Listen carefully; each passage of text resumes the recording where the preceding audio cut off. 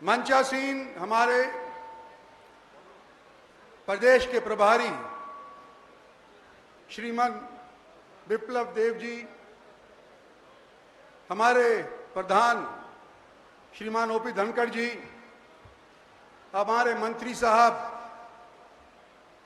OP Yadav ji, हमारे MLA साहिबान सुधीर सिंगला जी, संजय सिंह जी, सत्य प्रकाश जरावता जी, सीताराम जी, हमारे भूतपूर्व एमएलए साहिबान श्रीमती बिमला चौधरी, भाई तेजपाल तंवर, भाई जसवंत सिंह और जाकिर हुसैन साहब, हमारे कुछ हलकों से कैंडिडेट रहे लेकिन एमएलए नहीं बन पाए, उनका भी नाम मैं लेना चाहता हूं। सुनील मूसेपुर, मनीष यादव, नक्शिम चौधरी, और भी कोई है तो मेरे जहन में नहीं है तो मैं उसका नाम भूलना नहीं चाहता। जो भी एक्स कैंडिडेट है उनका भी मैं सम्मान से यहां नाम लेना चाहता हूं।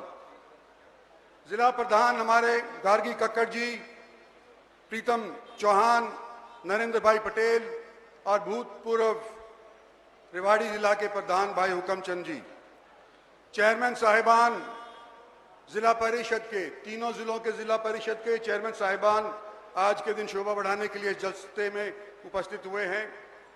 ब्लॉक समिति के सभी के जितनी भी ब्लॉक समिति हमारे लोकसभा क्षेत्र के अंदर है उनमें सभी भारतीय जनता पार्टी का परचम लहराया गया है, तो वो भी सारे यहां पर हाजिर हैं। म्यूनिसिपल कमेटी के चेयरमैन साहिबान, एक्स मेयर साहिबान हमारे पास दो हैं, विमल जी और मधु आजाद जी। मंचासीन सबका नाम नहीं लिया मैंने, लेकिन सम्मानित मान जो रह गया हो उसका नाम जानबूझ करके मैं नहीं छोड़ा गया। हमारे एक नरबीर सिंह का नाम रह गया था, वो बाद में याद आया है। नरबीर सिंह जी का सम्मानित मंच, पार्टी के सभी वरिष्ठ पदाधिकारीगण, हमारे सेक्रेटरी साहब मोहन बड़ोली जी जो एमएलए साहब भी हैं और यहाँ पर इसकी देखरेख के अंदर पूरे तौर के ऊपर पिछले 4-5 दिन से लगे हुए हैं। इलाके की सरदारी, भारतीय जनता पार्टी के कार्यकर्तागण और पत्रकार बंधु भाइयों और बहनों, मेरा संबोधन 3 हिस्सों के अंदर मैं बांटना चाहता हूं। पहला संबोधन का हिस्सा यह है कि ये जलसा हम क्यों कर रहे हैं। दूसरा हिस्सा यह है कि हमारी पिछले 9 साल की, 8.5 साल की जो उपलब्धियां हैं उसके बारे में मैं जिक्र करना चाहता हूं। और तीसरा जो चरण है मेरा भाषण का, वो मैं राजनीतिक तौर के ऊपर कुछ चर्चाएं करूंगा। उम्मीद करता हूं कि आप ध्यान से इस बात को सभी को सुनेंगे। एक और मेरा निवेदन है कि जब मैं बोल चकूं, मेरे बाद धनखड़ साहब बोलेंगे, मेरे साथ उनके बाद विप्लव देव जी बोलेंगे, तो जो मेरा साथी है भारतीय जनता पार्टी का सदस्य है, उनसे निवेदन है कि जब तक कि आखिरी बार जय हिंद ना हो जाए कोई अपने स्थान से हिलेगा नहीं, यहीं बैठे रहेंगे। 1 घंटे के अंदर सारा का सारा मामला हम खत्म कर देंगे। सबसे पहले कारण कि ये रैली लोकसभा की हमने क्यों की। आपको मालूम है, जैसे ही हमारी सरकार भारत के अंदर बनी, जैसे ही दूसरी बार सरकार हमारी हरियाणा के अंदर बनी, कोविड का प्रकोप सारे विश्व के अंदर छाया है, देश के अंदर भी छाया। और 3 साल से जो हम छोटी मोटी रैलियां करते थे उसी तक सीमित रहे। बड़ी रैली हम कर नहीं पाए, कोविड का खौफ हमको सताता था, इसलिए हम बड़ी रैली नहीं कर पाए। और सभी 10 लोकसभा सीट के अंदर 10 के 10 लोकसभा सदस्य हरियाणा के आज के दिन भारतीय जनता पार्टी की टिकट के ऊपर जीते हैं। और इसी महीने के अंदर सभी के जगह लोकसभा लेवल के ऊपर रैलियां आयोजित करी जा रही हैं। आज मैं तो यूं नहीं कह तो सकता कि आपकी रैली सबसे अव्वल है, लेकिन यह जरूर कह सकता हूं कि आपकी रैली किसी से घाट नहीं रहेगी, चाहे बारिश कितनी आ रही हो। और जिन लोगों ने रात रात के अंदर जो तंबू तप्पड़ उखड़ गए थे, उनको दोबारा से लगाने के अंदर योगदान किया, जो लोग भीगते भीगते अपने घरों से गाड़ी में बैठ करके, ट्रैक्टर में बैठ करके, मोटरसाइकिल स्कूटर के अंदर बैठ करके पैदल आए और भीग गए, आपका भी मैं साथ साथ धन्यवाद करना चाहता हूं कि आपने जो मेहनत इस विपरीत परिस्थिति के अंदर जो करी है वो काबिले तारीफ है, और इस मंच से आप सभी का धन्यवाद और तारीफ करना चाहता हूं। और जो गीले हो गए, जिनको ठंड लग रही है, उनको एक फौजी नुस्खा बताना चाहता हूं। घर जाकर के गर्म पानी से नहा लेना और एक एक घूंट रम की ले लेना, सारा का सारा उठ जाएगा।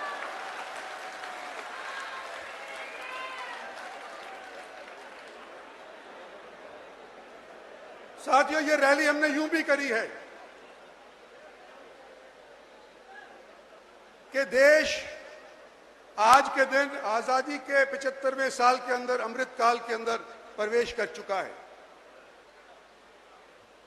75 साल देश की आजादी के और 100 साल का जो लक्ष्य हमारी सरकार ने तय किया है, वो इस साल से शुरू होगा और 100 साल तक ये चलता रहेगा। भारत किस तरह से तरक्की करेगा, ये हो सकता है हम जैसे बड़ी उम्र वाले देखने को ना रहें जब 100 साल भारत की आजादी के पूरे हों, लेकिन जो आज के दिन जवान बच्चा आज के दिन इसके अंदर योगदान दे रहा है, वो इस चीज का परिणाम भांपेगा आज से 25 साल बाद, जब भारत 100 साल का आजाद हो जाएगा। 9 साल हमारे भारतीय जनता पार्टी के नरेंद्र भाई मोदी के सरकार के केंद्र के अंदर भी हो गए, इसलिए भी हम करना चाहते हैं जलसा, इसीलिए सब जगह किए जा रहे हैं। और सबसे खास बात यह है कि 1 साल के भीतर भीतर लोकसभा का इलेक्शन आने वाला है, तो जो रैलियां नहीं कर पाए, जो लोगों से बातचीत नहीं कर पाए, जो आंख मिला करके हम आपस के अंदर तवज्जो नहीं कर पाए, वो इस 1 साल के अंदर करने की जो नीयत है हमारी, उस विषय के अंदर हम यहां पर चर्चा करना चाहते हैं और उपलब्धियां जो हमारी रही हैं उसके ऊपर भी चर्चा करना चाहते हैं। आप सभी राजनीतिक लोग हो, 5 साल सरकार के होते, कोई भी सरकार चुनी जाए, एक बार 5 साल के लिए चुनी जाती है, तो 5 साल तो सरकार के चलते हैं और 1 महीना इलेक्शन का जनता का चलता है। तो इलेक्शन के दौरान अपनी उपलब्धियां अगर हम गिनवाना भी चाहें तो कोई हमारी बात नहीं मानेगा, ना सुनेगा, लोग पहले से ही अपना मन बना लेते हैं। लेकिन उपलब्धि आज के दिन गिनवाना जरूरी है। और सबसे पहले मैं हरियाणा के अंदर दूसरे एम्स की बात करता हूं। देश भर के अंदर 22 या 23 एम्स नई खुलेंगी। कुल 2-3 ऐसे प्रांत हैं जहां पर एक एक प्रांत में 2-2 एम्स दिए गए हैं। या तो आंध्र प्रदेश के अंदर, जहां आंध्र प्रदेश के 2 हिस्से हो गए, विभाजन हो गया, आंध्र प्रदेश अलग हो गया, तेलंगाना अलग हो गया, या जम्मू और कश्मीर के अंदर, या जम्मू के अंदर एक दी और दूसरी तरफ कश्मीर को हमको एम्स देनी पड़ी।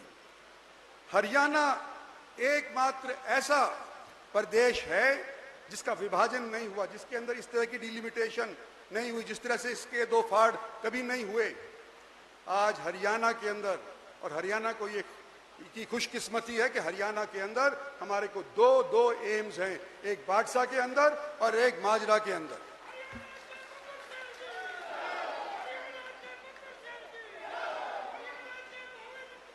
और जिस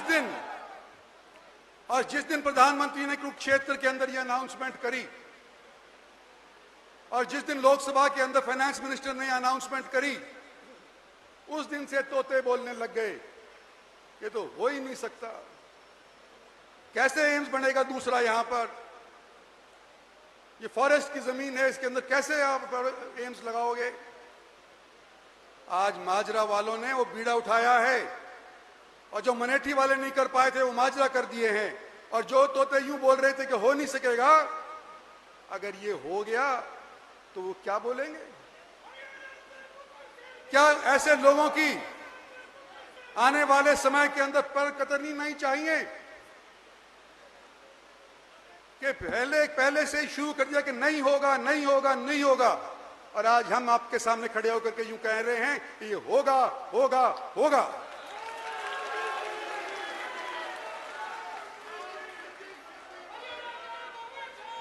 जब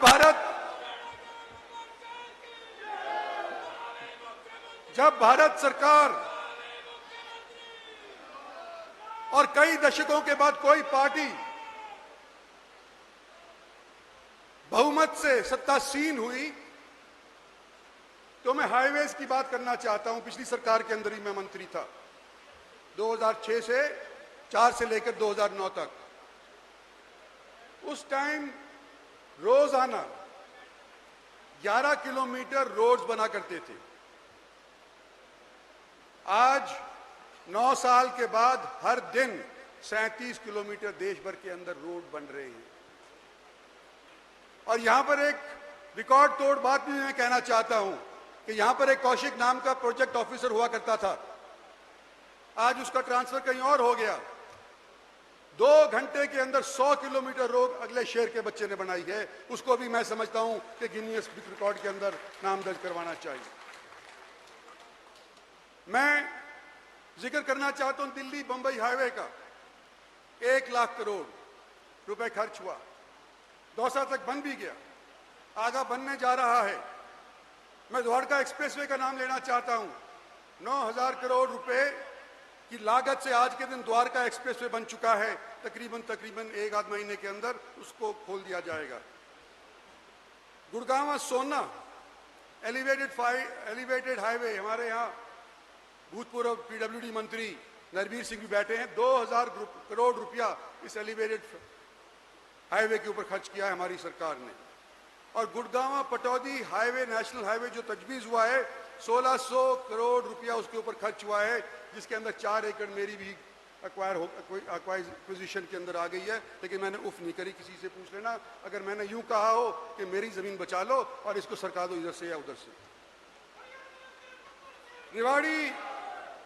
रिवाड़ी नारनौल नेशनल हाईवे 3,800 करोड़ रुपया तकरीबन पूरा हो गया है। सिर्फ पाली के आसपास और रिवाड़ी के पास एक पुल की ज़रूरत है, वो होने लग रहा है। ये सारी की सारी चीज़ इसलिए बताएं कि आज तुम मेरी सुन लोगे, लेकिन इलेक्शन के अंदर शायद ना सुनो। तो मैं पहले ही बता रहा हूँ, खासतौर पे मीडिया वालों को बताना चाह रहा हूँ। और कोविड का मैंने जिक्र किया था कि और सब लोगों की माली हालत और सब मुल्कों की माली हालत चरमरा गई। अमेरिका जैसे लोगों की माली हालत चरमरा गई, भारत की भी चरमराई। लेकिन जैसे ही कोविड समाप्त हुआ, आज के दिन हमारी इकोनॉमी का अगर आप भांपो तो आपको चलता है कि कितने बढ़ते हुए कदम भारतवर्ष ने लिए हैं। आज हमारी इकोनॉमी 22-23 के दौरान 7.2% बढ़ी, जब यूनाइटेड स्टेट्स ऑफ अमेरिका सिर्फ 2% अपनी इकोनॉमी को बढ़ा पाया, फ्रांस सिर्फ 3% अपनी इकोनॉमी को बढ़ा पाया, इंग्लैंड हमारा पूरा, जिन्होंने 200 साल हमारे पे राज किया था, 4% उनकी इकोनॉमी बढ़ी, और जापान 1%। तो ये इसकी समीक्षा करते हुए ख़त्म करना चाहता हूँ। मैंने अभी जिक्र और नीचे कई चीज़ें हैं, 1 रैंक 1 पेंशन, आर्टिकल 370 की हटाना, किसान सम्मान निधि, आयुष्मान भारत वगैरह वगैरह। मैं कुछ नहीं उसके बारे में कहूँगा, नहीं तो कहूँगा तो शाम हो जाएगी। आज सिर्फ इतना कहना चाहता हूँ कि मेरे नज़रिए में अगर भारतवर्ष की जनता ने कोई सही फैसला कई दशकों के अंदर लिया है तो वो ये लिया है कि नरेंद्र भाई मोदी को प्रधानमंत्री बनाने के लिए अपना मत दिया, और उसी का फायदा हुआ है। मैं अब तीसरे अंक पे आता हूं, राजनीतिक बात करना चाहता हूं। पर राजनीतिक बात शुरुआत करने से पहले मैं यूं जरूर कहना चाहता हूं कि हरियाणा के दो चीज ऐसी हैं, ऐसे कांटे हैं जो जनता को चुभ रहे हैं, और खासतौर पे उन लोगों को चुभ रहे हैं जिन्होंने भारतीय जनता पार्टी को अपनी पलकों के ऊपर रख करके सत्तासीन किया था, जो शहर के अंदर रहने वाले। एक प्रॉपर्टी पोर्टल, बहुत लोग निराश हो रहे हैं। सरकारी बाबू के पास जाते हैं तो जेब कटवा करके आते हैं। सरकार को इसके बारे में कुछ सोचना चाहिए, कुछ करना चाहिए। दूसरा, बीपीएल कार्ड, जिस तरह से अनेक लोगों की दर इकट्ठी कर करके अनेक लोगों को बीपीएल से नीचे रहने वालों को बाहर निकाल दिया, उससे भी लोगों को परेशानी है, इसके भी बारे में सोचना चाहिए। और तीसरा, मैं आपके सामने भी जिक्र कर चुका हूं, धनखड़ साहब के सामने भी जिक्र कर चुका हूं कि ये डिमोलिशन ड्राइव जो एनसीआर के रीजन के अंदर हो रही है खास तौर के ऊपर, और गुड़गांव का तो मुझे पता है, कोई दिन नहीं जाता कि किसी ना किसी का घर या अहाता न तोड़ दिया जाता। तो ये तोड़ने वाली जो प्रतिक्रिया है, क्या इलेक्शन वाले साल में भी जारी रखने की जरूरत है? इसके ऊपर सोचने की बात है कि यही लोग आखिर आफ्टर ऑल झुग्गी झोंपड़ी के अंदर रहने वाले लोग ही हमारे को वोट देते हैं। तो इसके बारे में आपके संज्ञान में बात डाली है। विप्लव देव जी, जरा सुने।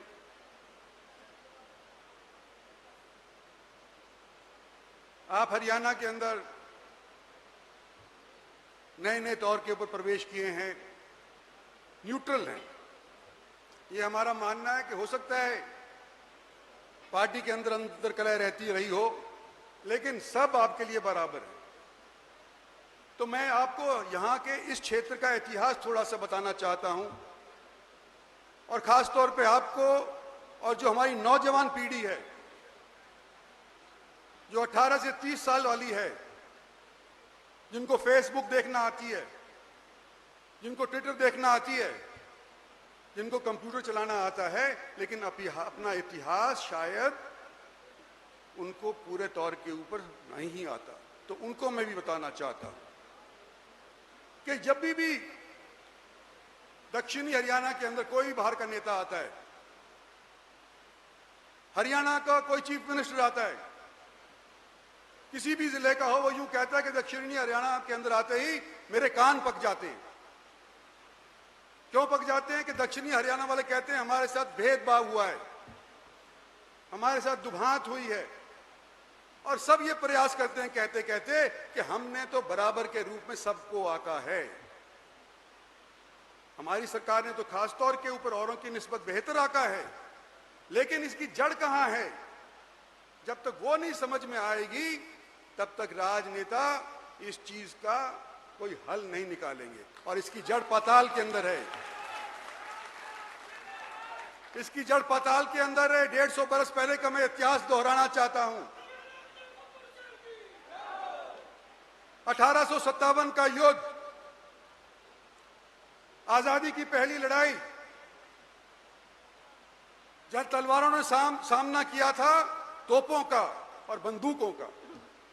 एक जगह के ऊपर नसीबपुर के अंदर 5000 सैनिक शहीद हो गए थे, और लोग तो यूं कहते थे कि बरसों तक, दशकों तक जब बरसात होती थी, इतना लहू वहां पर बहा था, इतना जमीन के अंदर घुस गया था कि जब बरसात होती थी तो बरसात का पानी वहां से जब गुजरता था तो लाल होकर के गुजरता।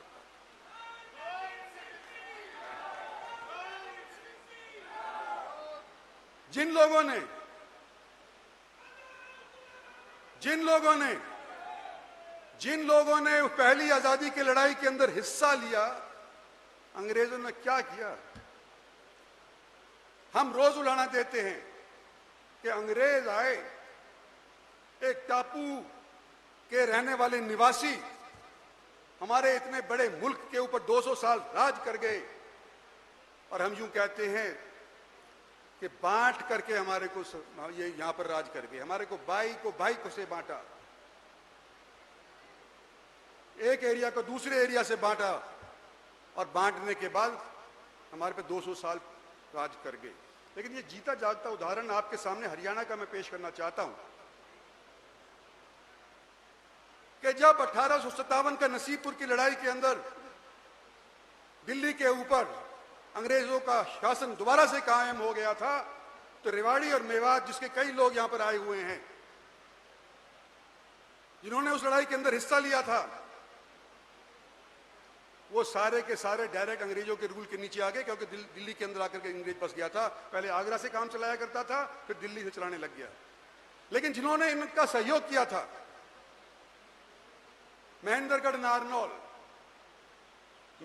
नारनौल को 1857 की लड़ाई के बाद पटियाला के नीचे दे दिया गया। बावल, शाहजहांपुर, कनीना, रटेली ये नाभा के नीचे दे दी गई। जहां से हमारे प्रधान आते हैं दादरी, ये जींद के नीचे दे दिया गया। देश तो सारा गुलाम था ही, लेकिन हमने तो गुलामों की भी गुलामी करी है। ये हमारा सबसे लफड़ा है कि हमारे बारे में जब ये बनते हैं मेमोरियल, तो क्यों नहीं सोचा जाता। प्रधानमंत्री ने आज दिल्ली के अंदर एक नया मेमोरियल स्थापित कर दिया। जो इंडिया गेट था, वो केवल पहली युद्ध तक के, विश्व युद्ध के लोगों की मंडी हुई हिस्ट्री वहां पर लिखी गई थी। दूसरे विश्व युद्ध के अंदर का कोई जिक्र नहीं था। और उसके बाद चाइना बॉर्डर पे हो, चाहे पाकिस्तान बॉर्डर के ऊपर हो, चाहे कोई भी शहीद होता था, उसका कोई जिक्र नहीं था। प्रधानमंत्री ने नया संग्रहालय बनाया है और उसके अंदर सभी का नाम लिखा गया है जो आजादी के बाद और दूसरे विश्व युद्ध के बाद हमारे दिल्ली के नए संग्रहालय के अंदर और उसके अंदर उनका नाम लिखे गए हैं। हरियाणा भी पहल करी, 2 जगह ऐलान किया। एक अंबाला के अंदर बनेगा मेमोरियल आजादी का, और दूसरा नसीबपुर के अंदर या नारनौल के अंदर बनेगा आजादी के अंदर। जब लोग चर्चा करें आपसे कि भाई हमारे दक्षिणी हरियाणा के साथ भेदभाव हुआ है, तो आपसे यह भी पूछ सकते हैं कि हरियाणा के अंदर अंबाला वाला तो संग्रहालय बनकर के तैयार हो गया, हालांकि ऐलान एक ही टाइम के ऊपर हुआ था, और नारनौल में अभी तक एक ईंट भी नहीं रखी गई। क्या लोगों को शिकायत करने का अख्तियार है कि नहीं? और मैं यूं कहना चाहता हूं कि डिफेंस यूनिवर्सिटी, यहां से बगल के अंदर 30-35 किलोमीटर बिनौला गांव के ऊपर देश की सबसे पहली डिफेंस यूनिवर्सिटी स्थापित होनी थी। कारगिल युद्ध के बाद अटल बिहारी वाजपेयी के प्रधानमंत्री के समय पे यह फैसला किया गया कि अगर चाइना के अंदर 2 डिफेंस यूनिवर्सिटी हो सकती है नेशनल, तो कम से कम हरियाणा के अंदर भी तो एक होनी चाहिए, हिंदुस्तान में भी तो एक होनी चाहिए। और वो डिफेंस यूनिवर्सिटी, मैं उस टाइम के ऊपर रक्षा राज्य मंत्री था, बिनौला के अंदर स्थापित हुई थी। उसका फाउंडेशन रख दिया गया, उसकी 4 दीवारी बननी गई, लेकिन 6 साल तक कांग्रेसियों ने उसके ऊपर इसके अलावा कोई ईंट भी नहीं रखी। ये 4 दीवारी भी तो बनी है तो भारतीय जनता पार्टी की सरकार के ऊपर बनी है। मेरा आपसे निवेदन है कि पिछले 3 साल के अंदर कार्यक्रम लोकसभा का ऐसे वैसे चला, रौला रप्पा रहा, पूरे तौर पे वो काम नहीं हुए। जो हमारे 5-6 साल हैं जब ये डिफेंस यूनिवर्सिटी का चर्चा हमारे सामने आती है, इन 5-6 सालों के अंदर अगर अभी तक हम नहीं करवा पाए हैं, तो क्या 1 साल जो बचाया है इसके अंदर इस डिफेंस यूनिवर्सिटी के ऊपर पूरे तौर के ऊपर काम शुरू कर सकते हैं? मैं पहली बार इलेक्शन लड़ा 77 के अंदर, 73 के अंदर परिसीमन आयोग ने फैसला किया था कि देश भर के अंदर संख्या बढ़ गई है और लोकसभा की सीट बढ़ाई जाए। जो सन 73 से पहले लोकसभा के अंदर सीट हुआ करती थी वो थी 522 और परिसीमन आयोग के फैसले के बाद इनको 21 बढ़ा करके 543 कर दिया गया। हरियाणा के अंदर लोकसभा की सीट नहीं बढ़ाई गई, लेकिन विधानसभा की सीट बढ़ाई गई। और जहां हरियाणा के अंदर 81 विधानसभा की सीट हुआ करती थी सन 73 तक, जब पहली बार जब मैं इलेक्शन लड़ा 77 के अंदर, तो इनको 81 से बढ़ा करके और 90 कर दिया गया। लेकिन लोगों के दिमाग में आज के दिन भी ये बात है कि हरियाणा के उस टाइम के हर एक जिले के अंदर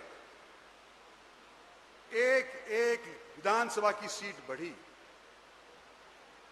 और दुर्भाग्य से हमारा ही ऐसा एरिया था जिसको दक्षिणी हरियाणा बुलाते हैं, अहीरवाल भी लोग कह देते हैं, जो आज के दिन भारतीय जनता पार्टी को सत्तासीन करने के अंदर पूरा योगदान दिए हुए है।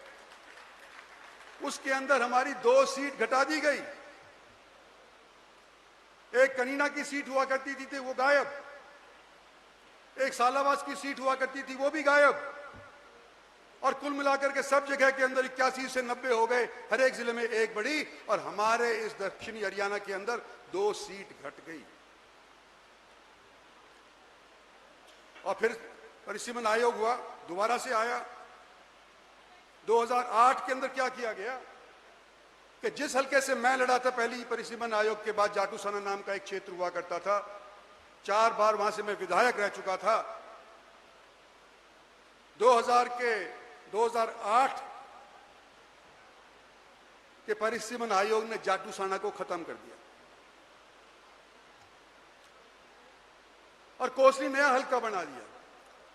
तो इन मेरे 25 साल के अंदर या 40 साल के अंदर, जब से मैं राजनीति कर रहा हूं, 3 इलाके के हरियाणा के विधानसभा के क्षेत्र हमारे से खत्म कर दिए गए। और आज मैं आपके बीच के अंदर ये कहना चाहता हूं कि अगला परिसीमन 2025 में या 2026 के अंदर आएगा। क्या ये हमारे साथ जो भेदभाव हुआ है, क्या ये पार्टी के तौर के ऊपर या प्रभारी के तौर के ऊपर हम मिलकर के भारतीय के शीर्ष नेतृत्व तक पर ये बात नहीं कह सकते हैं कि जो पिछले 40-50 साल के अंदर हमारे साथ बेइंसाफी हुई है राजनीतिक तौर के ऊपर, क्या आने वाले परिसीमन के अंदर इसको खत्म कर सकते हैं और हमारे को जायज हक अपना क्या दिलवा सकते हैं? ये फैसला हमने करवाना है।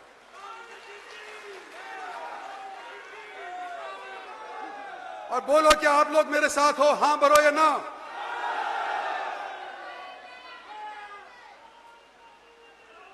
तो बोलो, ये करवा के रहेंगे।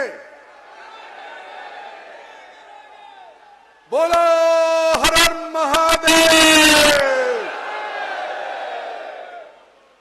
नहीं आई आवाज? पेट फुला करके बोलो, सीना तान करके बोलो, गला फाड़ करके बोलो, बोलो हर हर महादेव। बहुत बहुत धन्यवाद। ऐसे महान नेता का वक्तव्य सुनकर दिल खुश हो जाता है।